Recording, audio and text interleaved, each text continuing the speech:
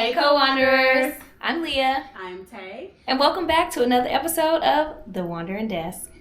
Yes, we are so excited to have y'all back for another episode. You know we love talking about all things travel, remote work, self-care.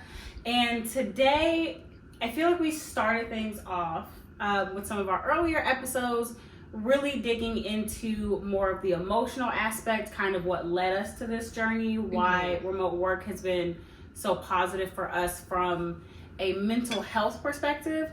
But something else we really want to highlight throughout this podcast, throughout this journey, is helping you guys find ways to be productive in your lifestyle as a remote worker. We still want you to be high performers.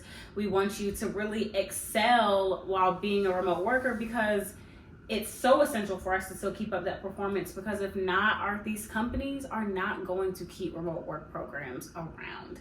So a huge thing we want to talk about today is essentially give you a little, for anyone out there who maybe is not a experienced remote worker, maybe you work from home but you've never considered traveling while working remote and you're kind of overwhelmed. You're wondering, how can I travel without missing meetings? How do I travel without slacking at work? Because we still want you gotta get your work done. You gotta be a valuable employee, a valuable contractor, a valuable business owner, whatever it is that allows you to embrace location independence. So today we're giving you just our own beginner's guide to all the tips and tricks we learned that help us stay productive when we are traveling. How do you travel and work at the same time without dropping the ball? Well, as a veteran myself, Tay.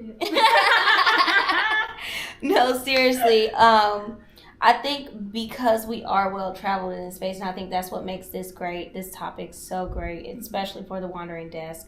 I want to kick it off with saying where you stay, where you go, how you get there. Let me be serious. No. But where you stay is the first key thing you should think about when traveling remote. I think that, first off, a lot of people don't even think to travel. I know a lot of remote workers think like, okay, I work remote, but I stay home. Or some people, the other flip side of it is, I work remote, but that means I just travel and I have fun.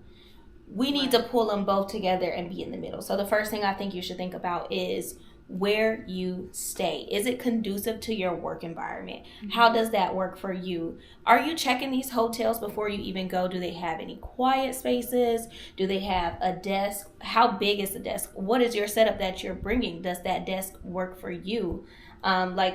What's the Wi-Fi? Anything that is conducive to your work environment, you should be checking the hotel's websites, seeing their amenities, and making sure that whatever you do, it works for your work style. My baby, I'm just taking out. We just brought this plant baby home, and I'm already abusing it. I am so sorry. Clearly, this does not work for her work style. It doesn't work for your work style. Does not work. But yes, definitely. First, high on the list is check that Airbnb, sweetie. And hotels too, because unfortunately, we did not do that when we went to Brooklyn and we stayed at, are we staying Brooklyn? Yeah, Brooklyn downtown, Hilton. Oh. Yes, the Hilton Brooklyn downtown, Hilton downtown Brooklyn. You know, I wish I could say it was a lovely stay. It was a lovely stay for our itinerary, but unfortunately, as you guys know, we even had technical difficulties with our episode because the Wi-Fi was shit. It was awesome. It was horrible. So bad. If you guys remember, we said we had to record a second video. We did not check our amenities. I guess in that case, we were beginners. We were acting like beginners. Okay. For sure. Learn from our mistakes. And that wasn't even I guess it wasn't a work trip. So we weren't really necessarily locked in to be checking those things. But we should have been, because we did know that we at least wanted to record an episode. I don't think we fathomed that the Wi-Fi would be such an issue that we wouldn't be able to upload something. Like, that's just a particular level of lack of appropriate Wi-Fi speeds. Right.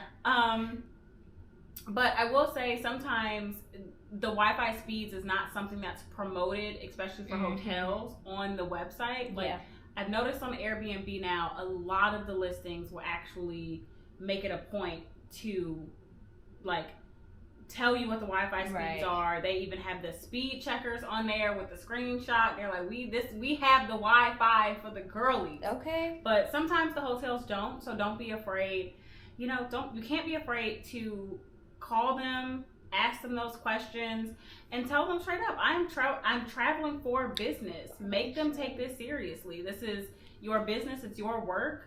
So just like you're taking it seriously, make sure that hotel is taking it seriously. Look, I'm coming to stay for a work trip. Yeah. And you need to check the Wi-Fi. What are your upload speeds? What are your download speeds? Mm-hmm. And for a lot of work from home positions, there are actual Wi-Fi speed and connectivity requirements for certain programs that you're running in order to work remotely.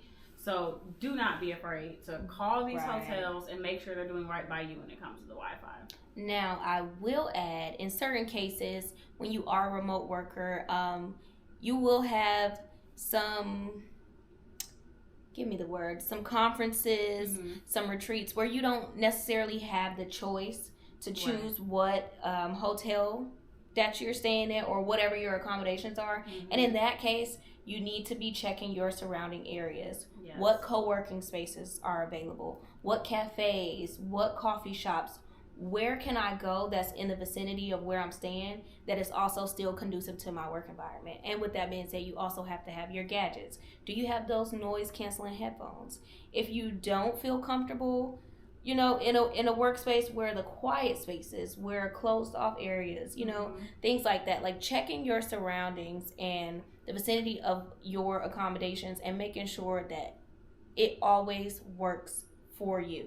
Because at the end of the day, you are still an employee. You still have to get that work done regardless of where you are, regardless of what those amenities are in the hotel or the Airbnb. Mm-hmm. So you got to do your homework as well. You got to put in the work yourself as well. Absolutely. There's a lot of responsibility that comes with the freedom, right? Yeah. Everything is a trade-off. Right.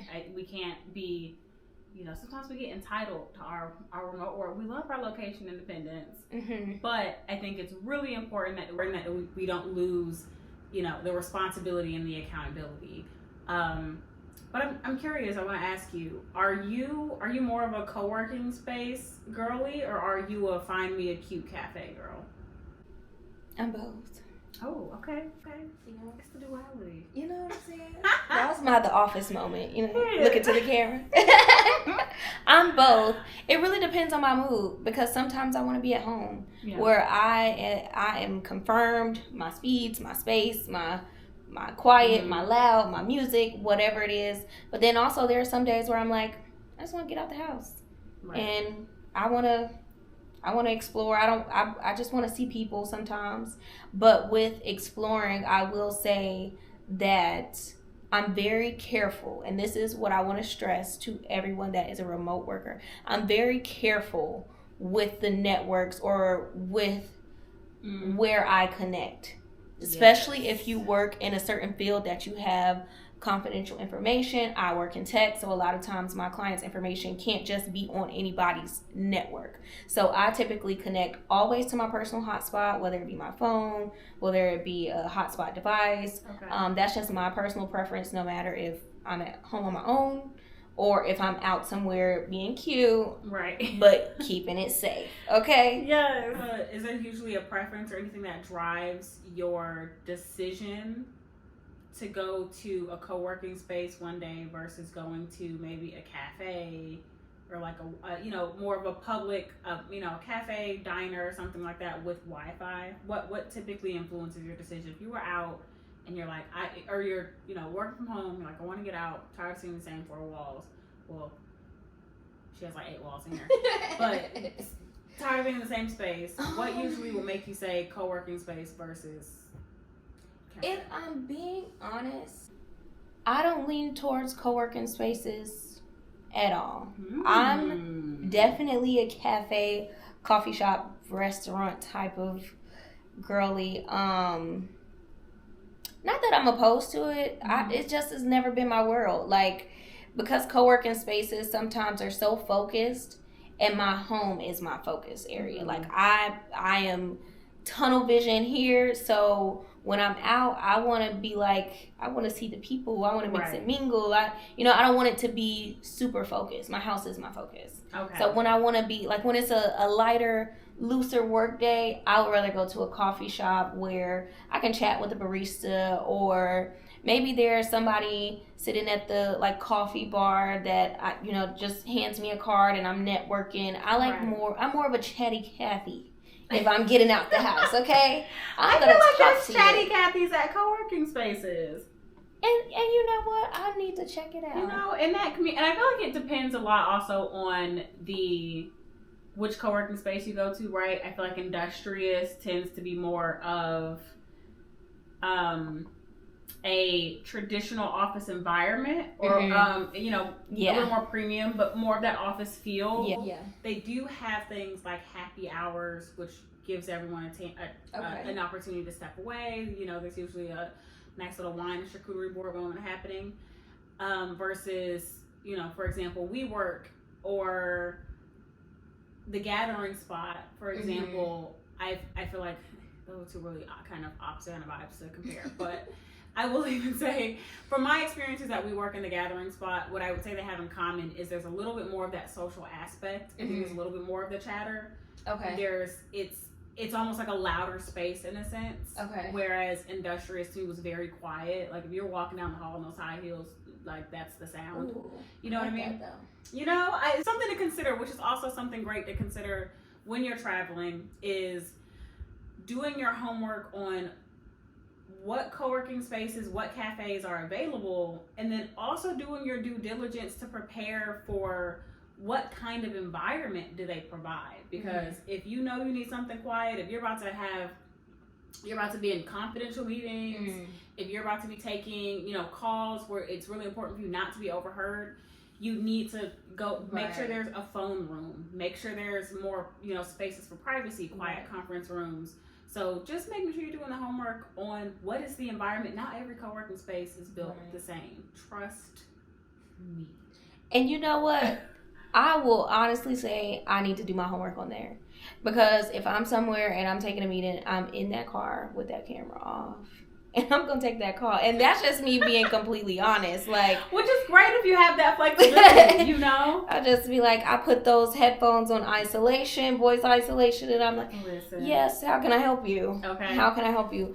But with that being said, I think that's another key point. And hopefully y'all help me make the connection. But I would say that when you're traveling as well, making sure that whoever you're traveling with, I feel like I know where you're going with this.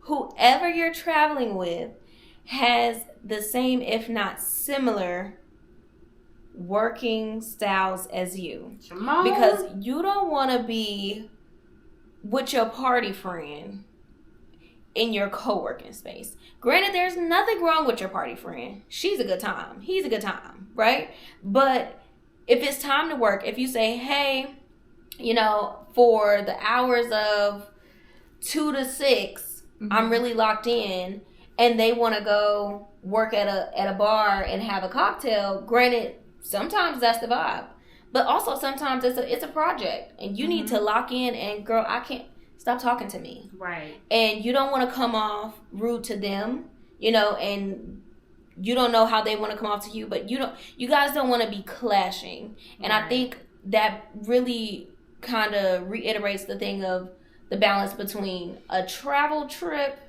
and a work trip. So knowing who to go on these remote work trips with, it's like somebody that knows, hey, okay, after 5, 6, girl, I'm with you. We can go sightsee. We can go to a cute restaurant. We can do this. But when I say that I need my time, I need my time. And we can elbow to elbow it. We can work it out as long as you're working too. What does it look like for you to communicate to your friends that this is a work trip and not a full-on vacation? I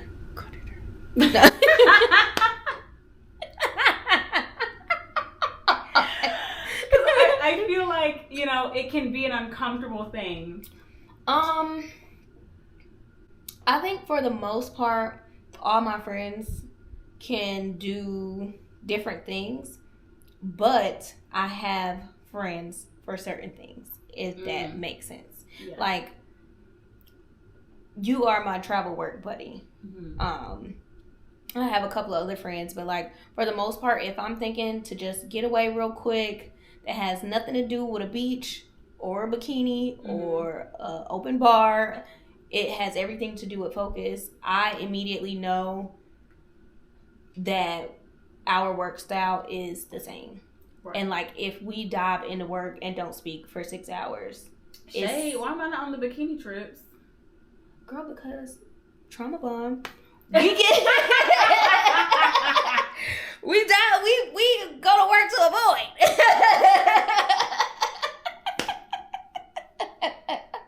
That trauma be making you productive. Y'all better stop running from that shit. That's what I'm saying. Dive into the work. Drill it. Do it. Okay. No, but like there's just, you know, your friends, and that's the best and most polite way I can say it. You know your friends. Granted, every friend can be used for everything, but not every friend should be used for everything. Right. And so I just know my friends. Like if I don't want to speak for however long and I just want to work, I can work side by side with you, and there's no right. any weird feeling or there's nothing. It's just like we have the same work style, so it works for us. Right.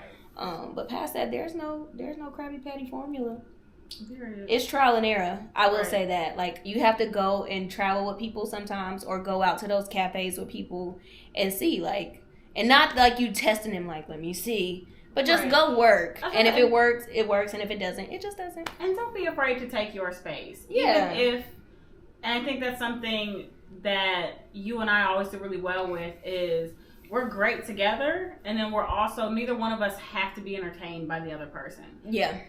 There are some times where I think when you're traveling with people, there are some people who need to be entertained by somebody else, right? So there's a lot of pressure on you to be available, to not only be available for your work, but you're trying to entertain someone at the same time. Or be present for everything that they want to do because they don't want to do anything by themselves. I think it's so important to communicate beforehand that, hey, we might not have the time to do everything together because, you know, I have a meeting on certain days. You know, ideally you're in a situation where your work schedules line up, but that might not always be the case. True. So having that clear communication is really key, and just not being afraid to take the space. Communication is a great way to preface everything, but when you're on that trip, you can't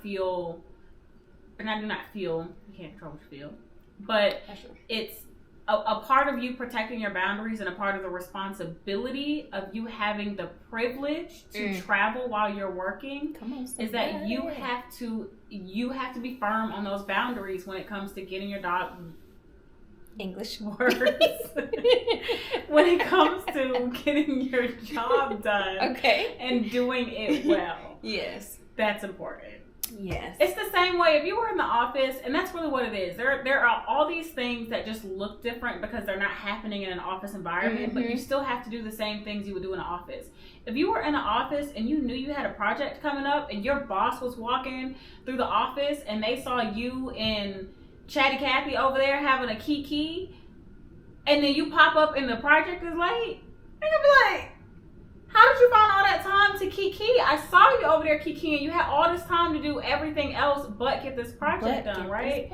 And so same thing with remote work. It's you are now accountable for yourself. Yeah. So don't make time to kiki with your friend when you're really on, you're on paid time. You have to, that's time theft, I think is actually what they literally call it. You are on the clock. So you still have to be productive. You still have to maintain those boundaries. The location independence is such a wonderful part of this process, but you still have to be accountable for getting that work done and holding those boundaries. So even if it's uncomfortable, girl, you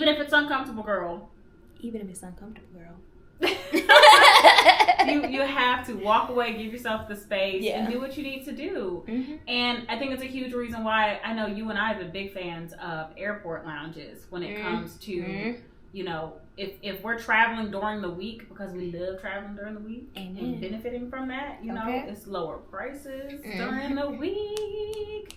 That's another tip. Slide that in there. Come on, somebody. Book those tickets for weekdays. They're typically less busy and less expensive. I think it's like Tuesdays and Wednesdays. Tuesday, Wednesday. A little Thursday will surprise you too. Don't sleep on a little Thursday. Okay. Period. I booked many a Thursday. We love us a good airport lounge. Yeah. And it's not just for the sake of, I think it's easy to think of it as, oh, it's this luxury add-on. It's actually not this luxury thing. You need a focused space, before your flight to maybe take a call, maybe check on things before you're in that limbo space of takeoff where you won't have Wi-Fi, you won't be able to, you're about to be on a plane, so people won't be able to call you. Make sure you're checking in, and I think those airport lounges are a great way to do that. Yeah. You essentially it gives you a space to work and be productive. Because we all know sitting at the gate is hectic. Ooh. First of all, the limited amount of wall ports is only a bar section. That is it. And then you're going to be sitting on the floor next to some random trash can because that's how they got a little plug right there for the electric. So now you smelling everybody's food, trying to check on your stuff. Come on, somebody. You need an airport lounge, okay? Just pop in, check on things, get it done. Also, another thing at that gate, you're going to hear everybody on the intercom. Thank you for choosing Delta. This is Flight 818. We're getting ready to board. We want to get sky priority. Anybody with a child. Your background can't blur they're that going to be like, ma'am, excuse me, Miss Johnson, are you at the airport right now? Yes, I am, but mind your business. Okay? Get in the airport lounge. That kid, that little baby that's running, doing Zooms and all this other stuff. Take advantage of the things. And sometimes, I'm going to throw a little tip in there. I believe American Express, if you have American Express card, you can go to the Delta lounges for a discount. Ooh, come on. Check out your credit card perks. Yeah, because you have a lot more than you really think. So thinking about an airport lounge, oh my gosh, I got to pay all this just for an airport lounge. Or hell, think of it as a luxury sometimes too. You deserve it. You traveling for work, go to the airport lounge, get you some breakfast. Don't be afraid of transparency with your employer, clients, whoever it is. Specifically, if you have an employer and you are working as a remote employee, you will be surprised how many employers are actually willing to cover the cost of things like airport lounges, because assuming you have gotten this travel approved, which if you are a remote employee, different for contractors, different for CEOs, but if you are a remote employee, you want to be transparent about your travel, when you will be traveling. Let them know. That transparency and that open communication will be appreciated more than you know. I think there's often this narrative that you travel around, you keep it a secret, and you don't say anything.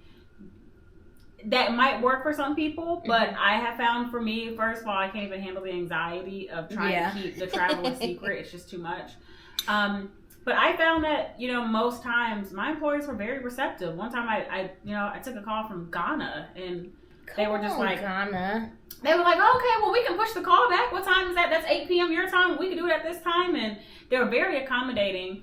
And they want you, as long as you are doing quality work, you're still being productive, you're still staying on top of tasks, that $30 to them is nothing. They're like, is it going to keep you on top of these clients? Is it going to keep you on top of your work? You could take $60 if you want. I don't want you at a gate taking a call. Right. So be transparent. I don't want to hear the lady on the megaphone. Here's a tip. You cannot hide from your employer. Here's a tech tip. You cannot hide from the your IT lady herself. Employer, sweetheart. The moment you connect to that next Wi-Fi, that IP address will tell us everything you need to know.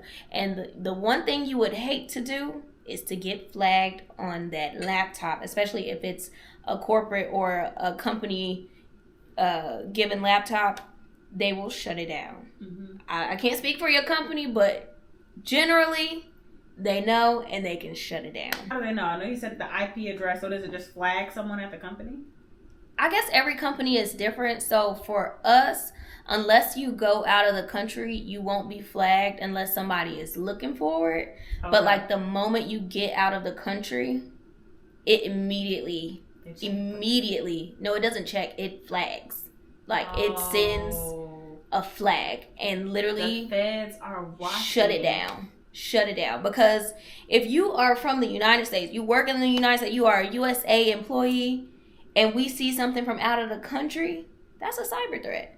We're shutting it down. We're locking that computer down immediately. And if you didn't put it on the travel log, it's as if it doesn't exist and somebody just took over your computer.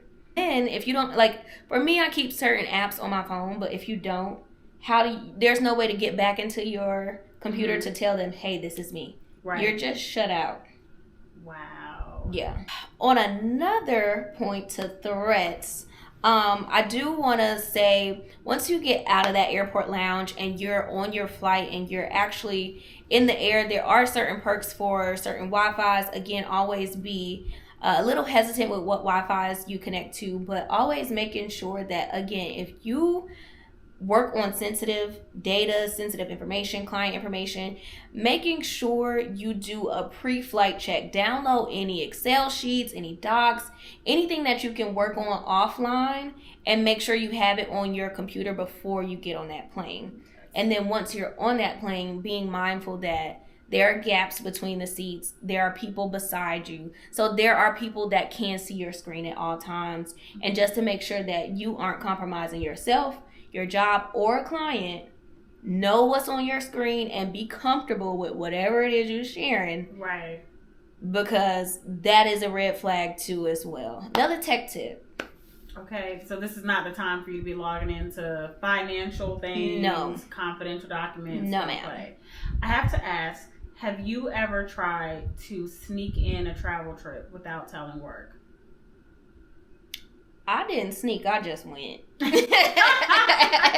I love the perspective. I didn't sneak, I went because, again, for our company, we don't get flagged for U.S. travel. So if I'm traveling state to state, me personally, I'm not letting my company know unless there's a major time difference. Okay. Like, unless I go from coast to coast, I'm really not letting them know because I'm a fully remote, like, it's also in my job description that I don't have a location to be at. Like, I don't have to be at my house. I've already talked about this with my company when I first was hired on about how do they feel about travel. And, so I don't let them know USA travel. But anything outside of that, yes, I do. So there's already an expectation that, they're very open about you have the freedom to move around and you have that flexibility. Yeah, they're open because I was very open that I'm not about to stop traveling. Mm-hmm. Like, and that's the part where you advocate for yourself in getting your job and how you want your remote work life to look like. And I was very adamant, like, hey, I'm an avid traveler. So if you're telling me I'm remote, I need you to spell it out. What is remote work? Okay, this is what remote work looks like to you. Well, this is what remote work looks like to me and how it works for my life and what I'm going to be doing. Because granted, you don't know that my permanent residence is in Atlanta, Georgia. You offer me a remote work job with no location. So here's what I expect too. And we have to come to a common ground. I don't want to sound like I was just in there bullying them, but at the same time, I advocate for myself and we got to meet somewhere in the middle in order for this job to work for me. Period. So yeah, no, USA travel, no, I'm not telling you. Come on. I might be in Texas. Doesn't matter. Doesn't matter. Clear communication, I feel like if you were never a clear communicator at any point in your professional life, you are whether going to have to figure it out to even find success as a remote worker, or remote work will make you the most effective communicator you have ever been in your entire life. Yeah. Because now there is not all these, there's not office politics, there's not someone just watching you, these things that we usually don't have to communicate because we're in eye shot. Yeah. Someone can see us. We're in this field of view that doesn't exist anymore. You have to communicate. Also because words on a piece of paper are interpreted by the reader.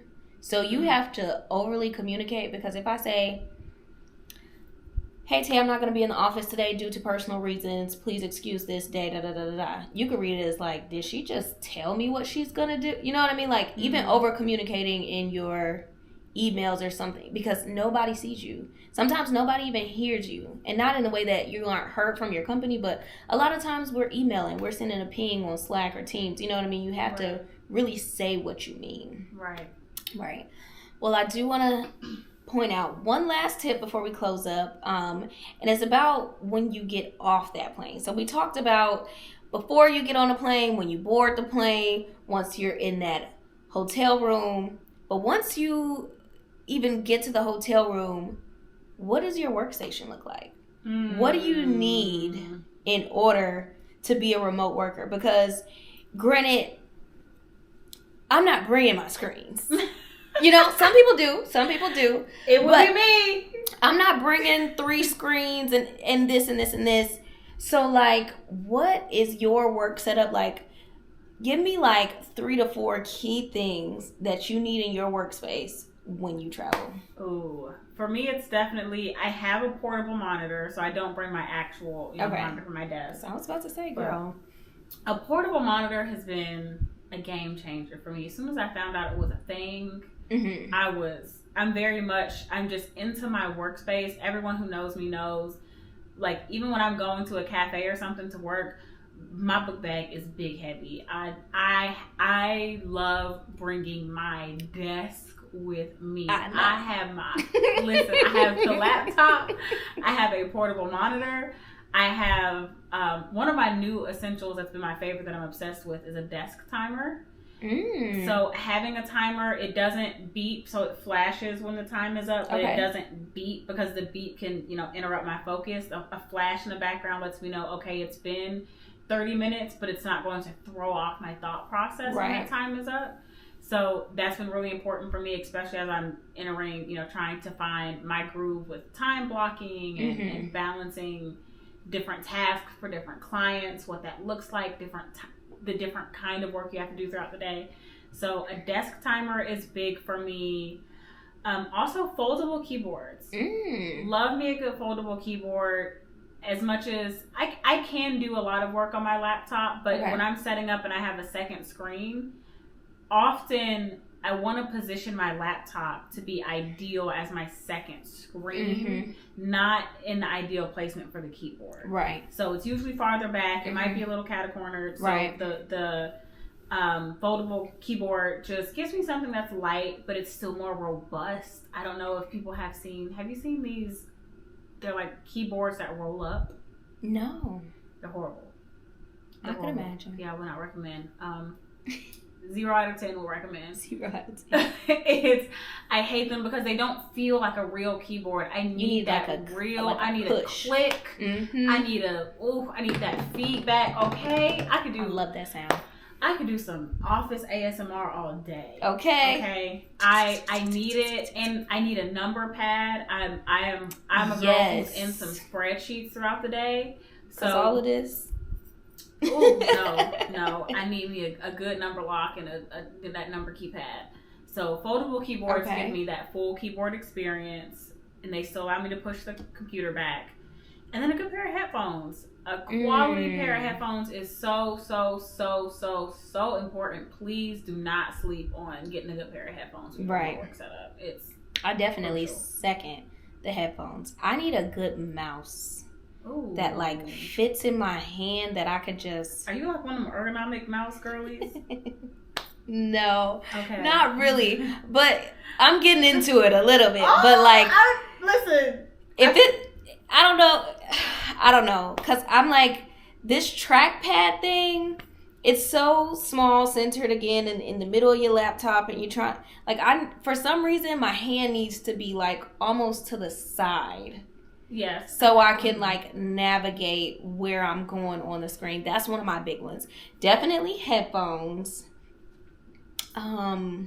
For me, I need a USB extender, I guess. I don't like the USB hub. USB hub, thank you. English is not working for me right now. USB hub because most of my computers only have one. So, and I'm plugging in more than one thing, or I have a dongle for my mouse or a mouse keyboard combo, So that's really big for me. And that's really it. I'm pretty a simple. You know something that's not in my setup that needs to be in my setup? What? I do not have a power bank that works for my laptop charger. Ooh. I have them for my phone, but I do not have a way. If I'm caught out and, can't get access to an outlet, I am... Me in Chicago. I landed in Chicago and every device I had died. Oh, no, girl. Every device I had died. Okay? Died. Oh, the tragedy. Which is another, honestly, that kind of opens up another really important tip, I would say, is you always have to have a backup for your communication. I remember one of my first times when I was still very new to trying to travel while I was working, and I was transparent about it, and thank goodness I was, at the time, this is before I was freelancing and doing more contract work, but when I was actually just a full-time remote employee, I was grateful that I had an employer who was so gracious with me in the beginning, because I just made so many mistakes. And one of them was, we had communicated a lot through Slack. I never put Slack on my phone. It was only on my laptop. So when I was out and that laptop died, the issue was not only was I unavailable for my team, but I couldn't even communicate that to them now. Right. They had no idea that I wasn't available. There was no way they could offer to support me, to hop in, to make sure things were still getting done. I was just effectively out of communication and out of work, and there was nothing I could do about it until I could find an outlet. Listen, because I text the group with a little bit of, I was like, hey, y'all, I made it, but dead. I was like, and no shade, but Frontier don't have plugs on their plane. Ooh! First of all, it's very important to consider the airline that you're flying when you are traveling for work specifically. Yeah. If you want to do a little risky Frontier Spirit situation, okay, if you are a girly who is into the thrill of the drama, by all means, go ahead. Give you a rush. Okay, you just a thrill seeker. I'm not anymore. Cool. Do your Spirit Frontier, whatever you have to do, but do not do that when you're traveling for work. Yeah. Like sugar honey pie. Sugar honey pie. Listen, don't do that. Because I was like, sugar honey iced tea. What am I going to do? But I feel like that's a really good note to end on. Just, we're not going to shade the airlines, because I have done my Frontier flights and they came in clutch for what I needed them to. Right. But definitely for work trips, be mindful of the airlines you go on, whether it be for perks, whether it be for Wi-Fi. Be mindful of the information that you're sharing while you're on the plane. Before you get on the plane, check your airport lounges, check your Airbnb, your hotel. Just be mindful of a lot of these things. What internet you're connecting to. Just kind of giving you guys a recap of what we talked about today. And check in with your team. Yes. Communicate along the way. Check in with your team. Still be a supportive member of the team, even if you're traveling. Communication is key. Yes. So, just want to thank you guys for joining us for another episode of The Wandering Desk. While we pack up for yet another wonderful adventure, catch us on another episode. We might have something special. You never know. And if you pay close attention, there may be a little Easter egg about where we are headed next. So we cannot wait to update you guys. We have some big updates, big news coming very, very soon. Woo! So we love you as always, and I get. No. It's time to go. We'll see you on the next journey. Bye, guys.